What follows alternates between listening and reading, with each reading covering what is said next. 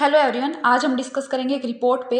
UNICEF की एक report आई है चाइल्ड पुअर्टी पे, और इसके अंदर जो है कुछ सुझाव दिए गए हैं। तो क्या ये सुझाव एक्शन है, सुझाव हैं, सजेशंस हैं भारत के लिए, या फिर एक वार्निंग है? इसके बारे में हम डिस्कस करेंगे। चाइल्ड पुअर्टी पे रिपोर्ट आई है और इसमें काफ़ी कुछ सुझाव वगैरह दिए गए हैं।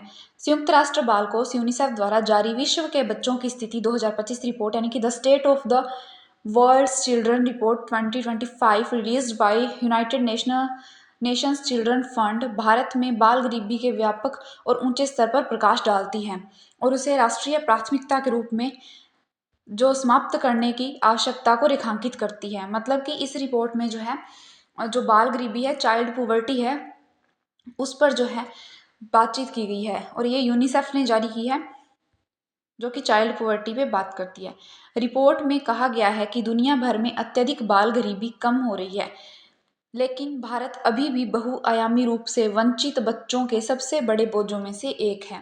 मतलब भारत में अभी भी बहुत सारे डिप्राइव्ड चिल्ड्रन हैं, जिनको जो है बहुत सारी फैसिलिटीज़ वगैरह नहीं मिलती। इसमें कहा गया है कि निम्न और मध्यम आय वाले देशों में 5 में से 1 से अधिक बच्चे वैश्विक स्तर पर लगभग 400 मिलियन अपने स्वास्थ्य के लिए कम से कम 2 महत्वपूर्ण कारकों से वंचित है। मतलब कि जो निम्न और मध्यम जो इनकम वाली कंट्रीज़ हैं, उनमें जो बच्चे हैं वो डेवलपमेंट, विकास और वेलबींग यानी कि कल्याण से वंचित हैं अपने स्वास्थ्य के लिए। मतलब उनका विकास नहीं हो रहा है। लगभग 206 मिलियन भारतीय बच्चे कम से कम एक अभाव का अनुभव करते हैं, और उनमें से जो 1/3 हैं, 1/3 2 या अधिक का सामना करते हैं। पोषण, शिक्षा, स्वास्थ्य, आवास और स्वच्छता सहित सभी क्षेत्रों में सुधार की आवश्यकता है। भारत में राष्ट्रीय बहुआयामी गरीबी दर 2013-14 से 2022-23 के बीच 29.2% से कम होकर 11.3% हो गई है। मतलब कि जो भारत में पुअर्टी है वो पहले की तुलना में कम हुई है, लेकिन बच्चे जो आबादी का सबसे कमज़ोर वर्ग हैं सबसे ज़्यादा प्रभावित होते हैं। मतलब कि पुअर्टी कम हो जाने के बावजूद भी जितनी पुअर्टी बची है उसमें जो है बच्चे सबसे ज़्यादा प्रभावित होते हैं। जलवायु परिवर्तन का असर बच्चों पर दूसरों की तुलना में ज़्यादा पड़ता है। जलवायु परिवर्तन जो एक्सट्रीम चेंजेस होते हैं, जलवायु परिवर्तन जो होता है उसका बच्चों पर असर ज़्यादा पड़ता है, क्योंकि बच्चों की इम्यूनिटी कुछ वीक होती है, तो इसलिए बच्चे उससे ज़्यादा प्रभावित होते हैं। 5 में से 4 बच्चे हर साल कम से कम एक बार एक्सट्रीम क्लाइमेट जो संकट है उसका सामना करते हैं। हर साल 5 में से 4 बच्चे, मतलब एक बच्चा सेफ, लेकिन 4 जो हैं चरम जलवायु संकट का सामना करते हैं। यदि भारत बाल वंचना की समस्याओं का गंभीरता से समाधान नहीं करता है, तो वह अपने जनसांख्यिकी लाभांश से संभावित लाभ से वंचित रह जाएगा।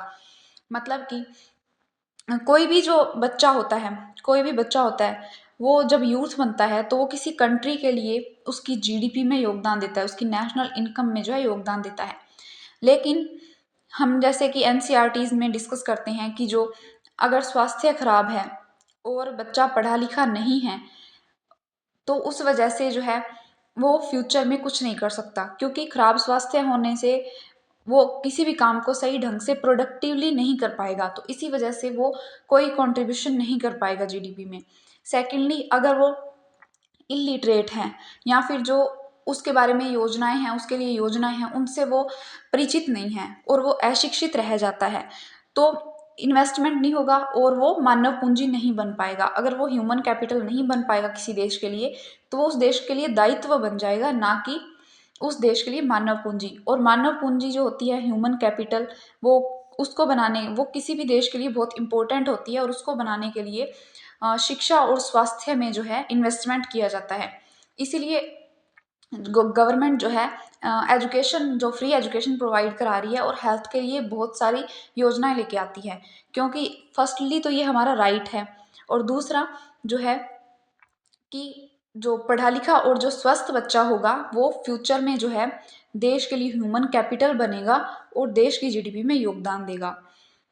प्रत्येक बच्चे को भूख से मुक्त जीवन, स्वास्थ्य और शिक्षा का अधिकार है। हमें आर्टिकल 21 मिला हुआ है, जिसमें हमें बहुत सारे राइट मिले हुए हैं। उसमें जो है स्वास्थ्य और शिक्षा का अधिकार भी शामिल है, और इन बुनियादी जरूरतों को पूरा करना राज्य का कर्तव्य है।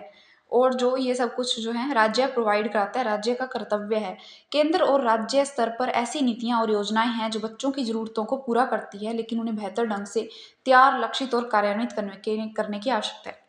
भारत में बहुत सारी योजनाएं हैं, फिर चाहे वो पोवर्टी के लिए हो, या फिर महिला मतलब वुमेन एम्पावरमेंट के लिए हो, या फिर चाइल्ड पोवर्टी के लिए हो, बच्चों के लिए हो, किसानों के लिए हो। भारत में हर किसी के लिए बहुत सारी योजनाएं बनाई गई है, लेकिन इनमें सबसे बड़ी प्रॉब्लम ये है कि इनका क्रियान्वयन जो है, इम्प्लीमेंटेशन जो है अच्छे से नहीं हो पाता है।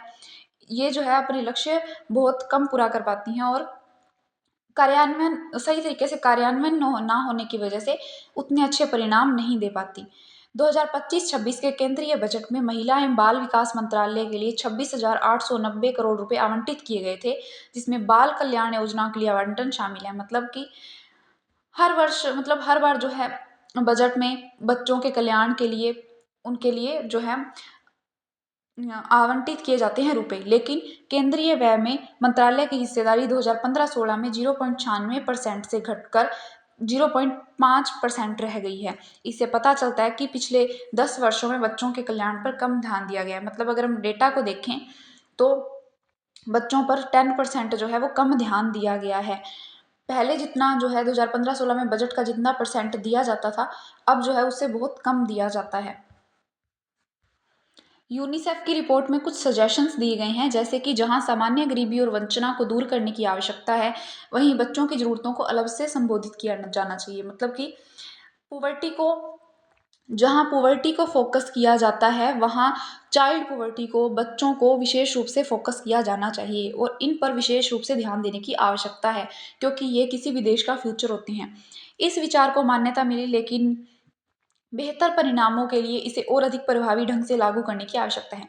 विश्व में सबसे अधिक संख्या में बौने और कम वजन के बच्चे जो है भारत में है। मतलब कि कम वजन के और बौने मतलब कि माल न्यूट्रिशन का शिकार हुए हुए मतलब कि कुपोषित बच्चे जो हैं भारत में हैं। ये रिपोर्ट में ऐसा लिखा हुआ है। आंगनवाड़ियों के कामकाज में सुधार की जरूरत है और बच्चों के लिए स्वास्थ्य और शिक्षा नीतियों को बेहतर ढंग से लागू किया जाना चाहिए। इतनी सारी स्वास्थ्य और शिक्षा नीतियां होते हुए भी जो है अभी भी भारत में बहुत सारी चाइल्ड पॉवर्टी है, तो इसी वजह से इनका क्रियान्वयन सही ढंग से होना चाहिए। योजना और नीतियों के क्रियान्वयन और उनकी निगरानी के लिए तकनीक उपलब्ध है। यूनिसेफ ने बच्चों की भलाई के लिए एक 5 सूत्री कार्यक्रम बनाया है, जिसमें गरीबी से मुक्ति, स्वास्थ्य, शिक्षा, सुरक्षा और स्वच्छ पर्यावरण सुनिश्चित करने वाला जीवन शामिल है। तो ये सब कुछ जो है एक तरह से हमारे आर्टिकल 21 को जो है फुलफिल करता है। भारत को यूनिसेफ की रिपोर्ट को एक सुझाव और चेतावनी के रूप में लेना चाहिए। मतलब कि एक सुझाव भी है, उसमें सुझाव दिए गए हैं कि नीतियों का क्रियान्वयन अच्छे से हो, आंगनवाड़ियों में कामकाज में सुधार की जरूरत है, बच्चों पे विशेष फोकस किया जाए। इस तरीके से एक सुझाव है, लेकिन ये चेतावनी इस तरीके से है कि अगर ऐसा ना किया गया तो भविष्य में और भी ज़्यादा खतरा उत्पन्न हो सकता है और भारत जो है वो अपनी पॉपुलेशन का लाभांश जो है वो नहीं प्राप्त कर पाएगा। मतलब भारत जो है अगर आज बच्चों पे इन्वेस्ट नहीं करेगा तो फ्यूचर में जो है वो उन्हें ह्यूमन कैपिटल जो है नहीं बना पाएगा, जिसकी वजह से बहुत सारे नुकसान हो सकते हैं। India should take the UNICEF report as a suggestion for action and a warning, दोनों लेना चाहिए। उसके रिपोर्ट के अंदर है 5 policy pillars for ending child poverty, तो ये उसी रिपोर्ट से लिया गया है। ये स्तंभ पोषण, स्वास्थ्य, शिक्षा, आवास और श्रम बाजारों में प्रयासों को एकत्रित करने पर केंद्रित है। अच्छे उन्हें पोषण युक्त मतलब न्यूट्रिशन युक्त खाना देना चाहिए, उनका स्वास्थ्य पर ध्यान देना चाहिए, शिक्षा उन्हें प्रोवाइड करानी चाहिए, रहने योग्य घर होना चाहिए, आवास होना चाहिए, और जो लेबर मार्केट है वो उस पर भी ध्यान दिया गया है। तो इस तरीके से इन 5 पिलर्स पर ध्यान दिया गया है। ये समानता और सशक्तिकरण को भी प्राथमिकता देते हैं। दे ऑल्सो जो prioritise equity and empowerment, helping families to become self-sufficient while leveraging evidence-based design across interventions। तो इस तरीके से ये परिवारों को आत्मनिर्भर बनने में मदद करते हैं और साथ ही सभी हस्तक्षेपों में साक्ष्य आधारित डिजाइन का लाभ उठाते हैं। ये कुछ पिलर्स थे और वहाँ कुछ की टेक अवेज भी दिए गए हैं। मुख्य बातें, बाल गरीबी निवारण को कानूनों, राष्ट्रीय योजना और बजट में शामिल करें। मतलब बजट में और राष्ट्रीय योजनाओं के थ्रू जो है बाल गरीबी निवारण यानी चाइल्ड पॉवर्टी को खत्म करने की कोशिश करी जाए और इसे बाध्यकारी बनाया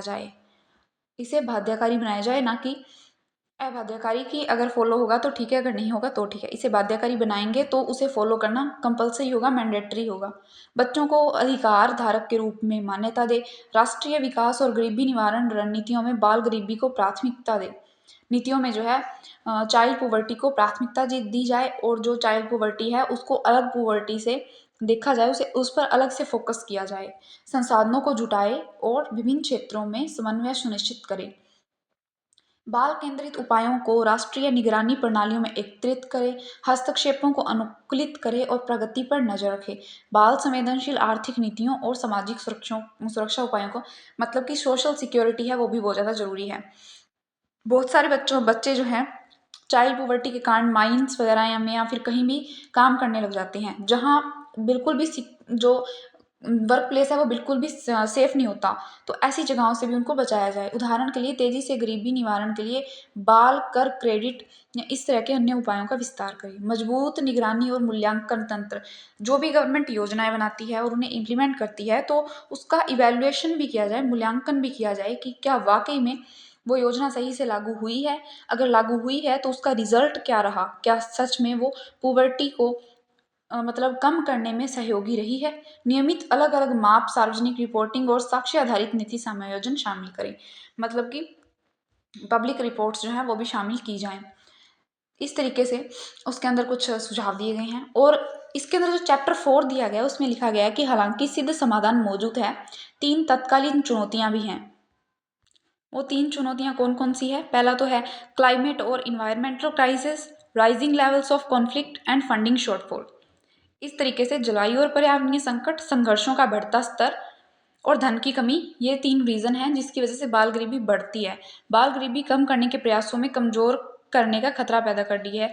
यह अध्याय इस बात की पड़ताल करता है कि कैसे कैसे जो है गंभीर संकट और दीर्घकालीन बड़े रुझानों के साथ बच्चों को नुकसान पहुंचा रहे हैं और उन्हें उनके भलाई को खतरे में डाल रहे हैं। मतलब ये 3 जो है रीज़न हैं बहुत बड़े, जिसकी वजह से चाइल्ड पॉवर्टी बहुत ज़्यादा प्रभावित होती है। तो ये थी यूनिसेफ की रिपोर्ट, जिसमें एक तरीके से भारत को सुझाव भी दिए गए हैं, वार्निंग भी दी गई है कि कैसे अगर वो चाइल्ड पॉवर्टी ख़त्म नहीं करते हैं तो फ्यूचर में जो है उस देश के लिए, इकोनॉमी के लिए खतरा हो सकती है।